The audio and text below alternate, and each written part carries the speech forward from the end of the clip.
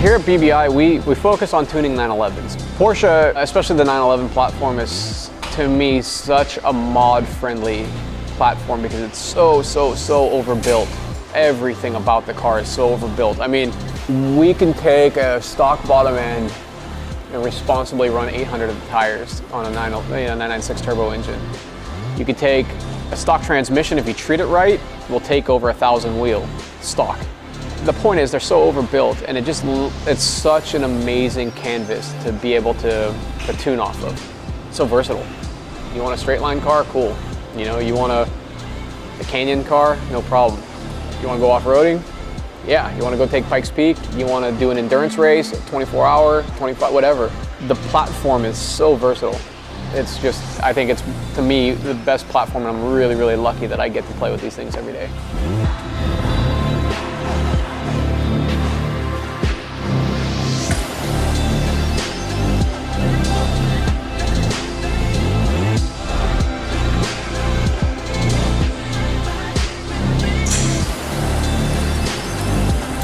We right now have a 911 making about 1,200 horsepower at the tires on a OEM DME with a Cobb access port on it. And that car has 17,000 miles running at 35 pounds of more boost all the time. I think the lowest I've seen was 34 pounds, you know, but it's between 34 and 38 pounds for the last almost 20,000 miles. Something to be said about that software that they provide us. If Cobb supports a platform that we're working on, we're using it.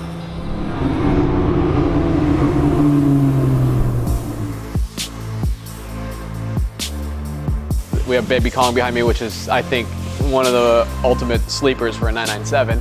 It's on a Cobb access port, factory DME, running ethanol, has our hill climber engine in it, making right at about 1,200 wheel. We call it hill climber because it's the same exact engine we used at Pikes Peak in Jeff Zort's Cup car. I'll show you guys the engine real quick, and you'll see what I'm talking about from being a sleeper. It looks like a bone stock engine, except when you kind of dig in there, you'll see IPD white pipe, some big hoses going down there, fuel pressure regulator, and kind of an intake manifold that has some billet components to it, big throttle body, Wiggins clamps, XRP fuel lines. But outside of that, at a quick glance, it just looks like an OEM 911 engine. He daily drives this car. It drives like a normal car. You know, it drives like you can go put groceries in it. You know, if you're not on boost, it still has throttle response. It's not laggy. It doesn't have all of the nuances you think from a big horsepower, annoying car, which that's another thing that I really like about Porsches. They have manners when you're not on them, on the throttle really hard. So it's mild suspension upgrades, brake upgrades for sure. It's got our street car exhaust on it. Running Zona rotor tile turbos, and it's got our 3D printed Inconel manifolds. But the thing looks like pretty much a stock car, and it rips. He really just wanted a daily driver, and then it progressed into 650 horsepower, then 800 horsepower, then 1,200 horsepower. And he doesn't want a daily driver to, if that horsepower limit was 800, but losing all the drivability, he would have stopped there. But we kept being able to push it a little further, push it a little further, push it a little further, and not lose the drivability, not lose the functionality of the car. And if it was 2,000 horsepower, I'm sure Kong would be like, okay, let's make 2,000 horsepower as long as I can drive it daily.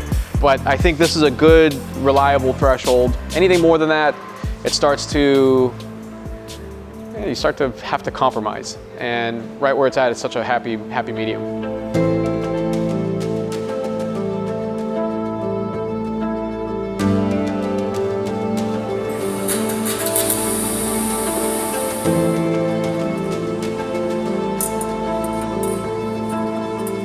You know, I don't know what it is about cars that, to somebody who's not into cars, and we look at a car and, you know, I can listen to a video and get goosebumps. You know, you can see a car when it's set up right. There's this emotion that goes with it that I don't know what that comes from. I mean, you know, I can imagine that somebody who's into wine takes a sip of wine and the hairs stand on the back of their neck. You know, or I don't know, a football player throws a perfect spiral that lands right in the pocket. Like, I think it brings out some sort of emotion that grabs you.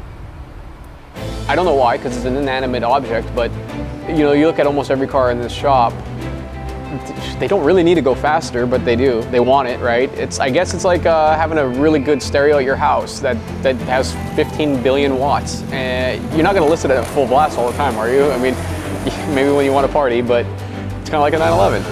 You have a 600 horsepower 911 that can pull 1.3 Gs and has the brakes that'll suck the sweat off your forehead.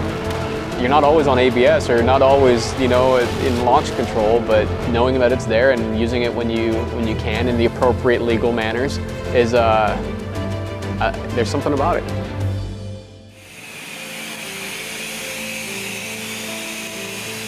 So I think getting into a Porsche, if you want to go race, you can do it with not a lot of money. You don't have to have the best stuff out there. It's just all about just being out there, doing something. It doesn't take all this crazy 911s and this and that and that. You can do a 944 for relatively inexpensive.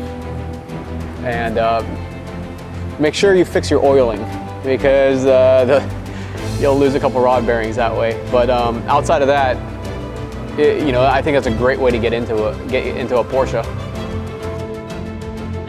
The future of BBI, it's never changed.